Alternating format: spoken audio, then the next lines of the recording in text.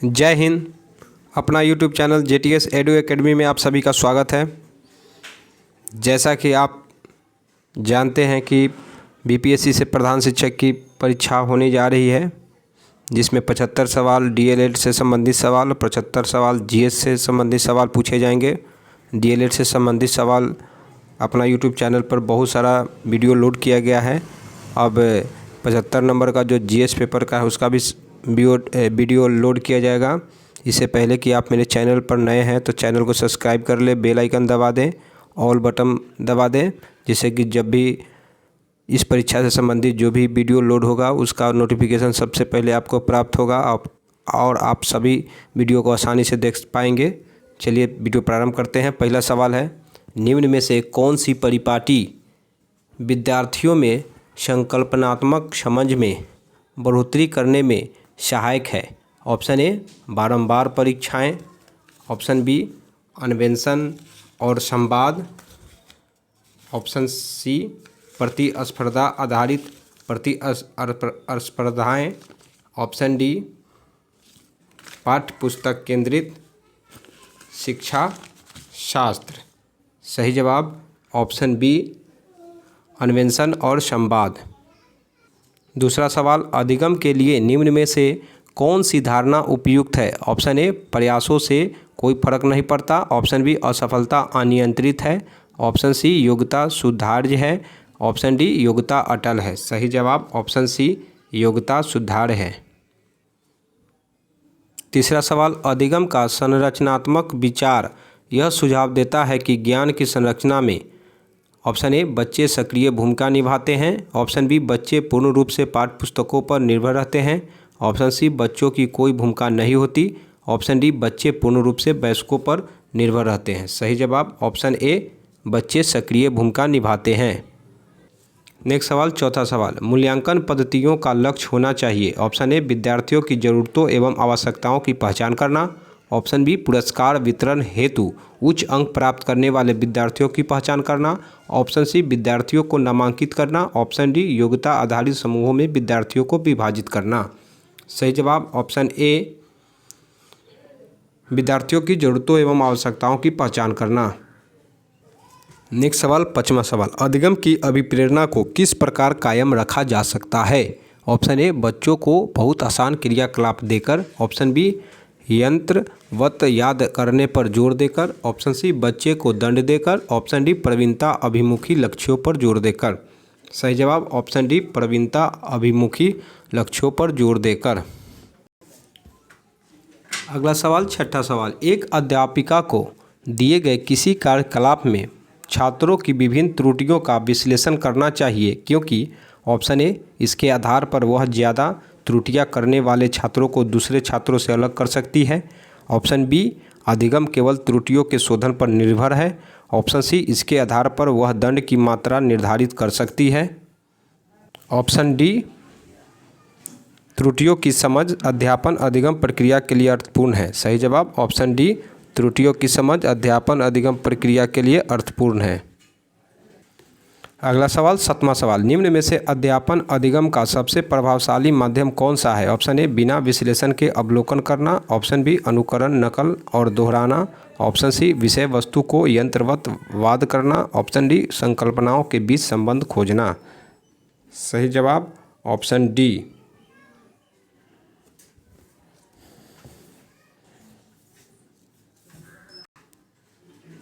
Next सवाल, आठवां सवाल, सृजनात्मकता की पहचान का प्रमुख लक्षण क्या है? ऑप्शन ए अति सक्रियता, ऑप्शन बी असतर्कता, ऑप्शन सी कम परिज्ञानता बोधगम्यता, ऑप्शन डी अपसारी चिंतन।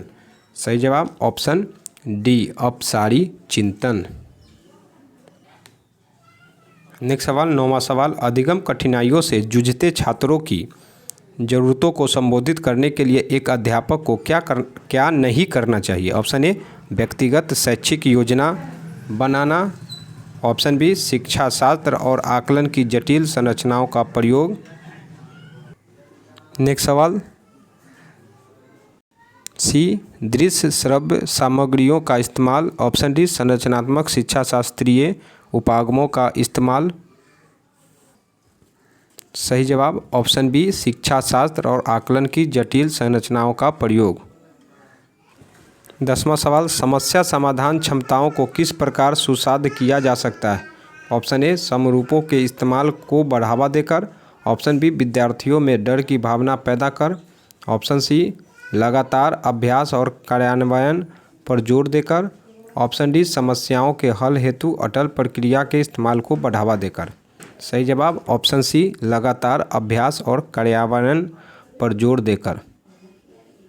11वां सवाल, विविध पृष्ठभूमियों के अधिगमकर्ताओं को संबोधित करने हेतु एक अध्यापक को ऑप्शन ए सभी के लिए मानकीकृत का इस्तेमाल करना चाहिए, ऑप्शन बी ऐसे कथनों का इस्तेमाल करना चाहिए जो नकारात्मक रोटी बदतर नाव को मजबूत करे, ऑप्शन सी विधि बता संबंधी मुद्दों पर बातचीत टालनी चाहिए,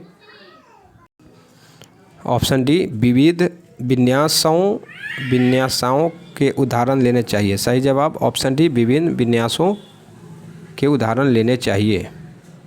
अगला सवाल 12वां सवाल, एक खेल क्रिया के दौरान चोट लगने पर रोहन रोने लगा। यह देखकर उसके पिता ने कहा, लड़कियों की तरह व्यवहार ना करो, लड़के रोते नहीं हैं। पिता का यह कथन है ऑप्शन ए लैंगिक भेदभाव को कम करता है, ऑप्शन बी लैंगिक समानता को बढ़ावा देता है, ऑप्शन सी लैंगिक रूढ़िवादियों को दर्शाता है, ऑप्शन डी लैंगिक रूढ़िवादिताओं को चुनौती देता है। सही जवाब ऑप्शन सी लैंगिक रूढ़िवादिताओं को दर्शाता है।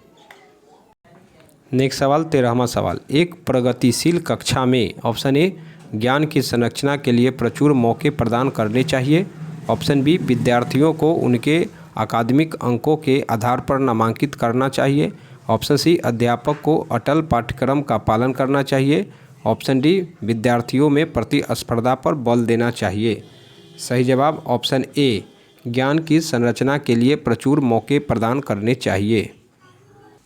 नेक्स्ट सवाल 14वां सवाल, लॉरेंस कोलबर्ग के सिद्धांत के अनुसार किसी कार्य को इसलिए करना क्योंकि दूसरे इसे स्वीकृति देते हैं नैतिक विकास के डैश चरण को दर्शाता है। ऑप्शन ए उत्तर प्रथागत, ऑप्शन बी अमूर्त सक्रियात्मक, ऑप्शन सी प्रथा पूर्व, ऑप्शन डी प्रथागत। सही जवाब ऑप्शन डी प्रथागत। नेक्स्ट सवाल 15वां सवाल, बच्चों के समाजीकरण के संदर्भ में निम्न में से कौन सा कथन सही है? ऑप्शन ए समकक्षी समाजीकरण के प्राथमिक कारक है, ऑप्शन बी कारक है और परिवार समाजीकरण का एक द्वितीयक कारक है, ऑप्शन बी परिवार एवं जनसंचार दोनों समाजीकरण के द्वितीयक कारक है, ऑप्शन सी विद्यालय समाजीकरण का एक द्वितीयक कारक है और परिवार समाजीकरण का एक प्राथमिक कारक है, ऑप्शन डी इनमें से कोई नहीं। सही जवाब ऑप्शन सी विद्यालय समाजीकरण का एक द्वितीयक कारक है और परिवार समाजीकरण का एक प्राथमिक कारक है। नेक्स्ट सवाल 16वां सवाल, जीन पियाजे के संज्ञानात्मक विकास के सिद्धांत में पूर्व सक्रियात्मक अवस्था में विकास का मुख्य गुण क्या होता है? ऑप्शन ए परिकल्पित निगमनात्मक सोच, ऑप्शन बी संरक्षण और पदार्थों को क्रमबद्ध करने की क्षमता, ऑप्शन सी अमूर्त सोच का विकास, ऑप्शन डी विचार सोच का केंद्रीकरण। सही जवाब ऑप्शन डी विचार एवं सोच के में केंद्रीकरण। नेक्स्ट सवाल 17वां सवाल, विकास के संदर्भ में निम्न में से कौन सा कथन सही है? ऑप्शन ए विकास केवल बाल्यावस्था के दौरान ही होता है, ऑप्शन बी विकास बहुआयामी होता है, ऑप्शन सी विकास की दर सभी संस्कृतियों में सभी के लिए समान होती है, ऑप्शन डी विकास केवल विद्यालय में होने वाले अधिगम से ही होता है। सही जवाब ऑप्शन बी विकास बहुआयामी होता है।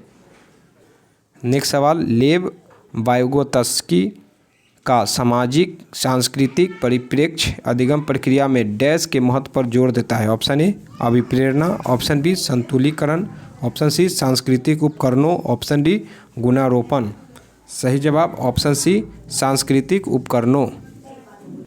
नेक्स्ट सवाल 19वां सवाल, जीन पियाजे अपने संज्ञानात्मक विकास के सिद्धांत में संज्ञानात्मक संरचनाओं को के रूप में वर्णित करते हैं?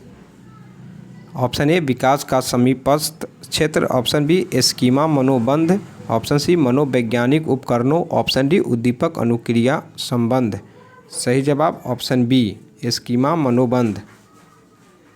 नेक्स्ट सवाल 20वां सवाल, एक प्रगतिशील कक्षा में व्यक्तिगत विभिन्नताओं को किस प्रकार देखा जाना चाहिए? ऑप्शन ए योग्यता आधारित समूह बनाने का मापदंड। ऑप्शन बी अध्यापन अधिगम प्रक्रिया की परियोजना के लिए महत्वपूर्ण। ऑप्शन सी अधिगम की प्रक्रिया में बाधा। ऑप्शन डी अध्यापक के पथ पर असफलता। सही जवाब ऑप्शन बी अध्यापन अधिगम प्रक्रिया की परियोजना के लिए महत्वपूर्ण। नेक्स्ट सवाल 21वां सवाल, जन्म से किशोरावस्था तक बच्चों में विकास किस क्रम में होता है? ऑप्शन ए मूर्त अमूर्त संवेदिक। ऑप्शन बी अमूर्त मूर्त संवेदिक। ऑप्शन सी संवेदिक मूर्त और अमूर्त। ऑप्शन डी अमूर्त संवेदिक और मूर्त। सही जवाब ऑप्शन सी संवेदिक मूर्त और अमूर्त। नेक्स्ट सवाल 22वां सवाल, दिव्यांगजन अधिकार 2016 के अनुसार निम्न में से किसी प्रयोग उपयुक्त है? ऑप्शन ए छात्र जिसे शारीरिक दिव्यांगता है। ऑप्शन बी छात्र जिसका अशक्त शरीर है। ऑप्शन सी मंदित छात्र। ऑप्शन डी विकलांग छात्र। सही जवाब ऑप्शन ए छात्र जिसे शारीरिक दिव्यांगता है। नेक्स्ट सवाल 23वां सवाल, एक समावेशी कक्षा में डैश पर जोर देना चाहिए? ऑप्शन ए सामाजिक पहचान के आधार पर के अलगाव। ऑप्शन बी हर बच्चे के सामर्थ्य को अधिकतम करने के लिए अवसर प्रदान करना। ऑप्शन सी प्रदर्शन अभिमुखी लक्ष्यों।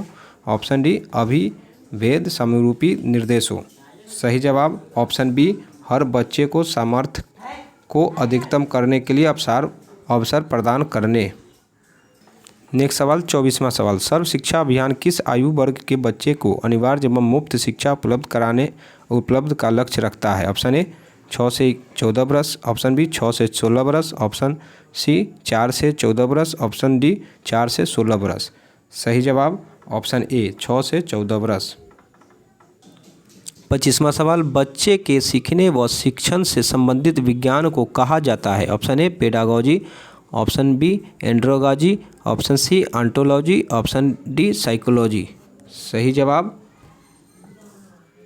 Option A pedology. नेक्स्ट सवाल, निम्नलिखित में से किस मनोवैज्ञानिक ने ट्रांसफॉर्मेशन ग्रामर के संप्रत्यय को अस्तित्व में लाया? Option A Vygotsky. Option B पियाजे। Option C Chomsky. Option D Skinner. सही जवाब ऑप्शन सी चोम्स्की। नेक्स्ट सवाल 27वां सवाल, सामाजिक सांस्कृतिक रचनावाद के प्रतिपादक है? ऑप्शन ए पियाजे। Option B Vygotsky. Option C Benjamin Lee Whorf. Option D B.F. Skinner. सही जवाब ऑप्शन बी वाइगोत्स्की। नेक्स्ट सवाल, एकल अध्ययन के संदर्भ में निम्न में से कौन सा कथन सही नहीं है? ऑप्शन ए यह केवल किसी भी एक इकाई का अध्ययन है। ऑप्शन बी यह किसी भी विशिष्ट इकाई का गहराई से अध्ययन करता है। ऑप्शन सी इनमें केवल एक ही विधि का प्रयोग किया जाता है। ऑप्शन डी इनमें से कोई नहीं। सही जवाब ऑप्शन सी इनमें केवल एक ही विधि का प्रयोग किया जाता है। नेक्स्ट सवाल 29वां सवाल, बहुबुद्धि सिद्धांत के प्रतिपादक कौन है? Option A Gardner. Option B Guilford. Option C Maslow. Option D पियाजे। सही जवाब ऑप्शन ए गार्डनर। नेक्स्ट सवाल 30वां सवाल, डाइट की स्थापना किस शिक्षा नीति के अनुशंसा के उपरांत की गई? Option A 1968। Option B 1986। Option C 1992। Option D 2016। सही जवाब ऑप्शन बी 1986। वीडियो अच्छा लगे तो लाइक कीजिए, साथ ही कमेंट भी करें और चैनल को सब्सक्राइब नहीं किया हो तो सब्सक्राइब कर बेल आइकन दबा दें और ऑल बटन दबा दें। धन्यवाद।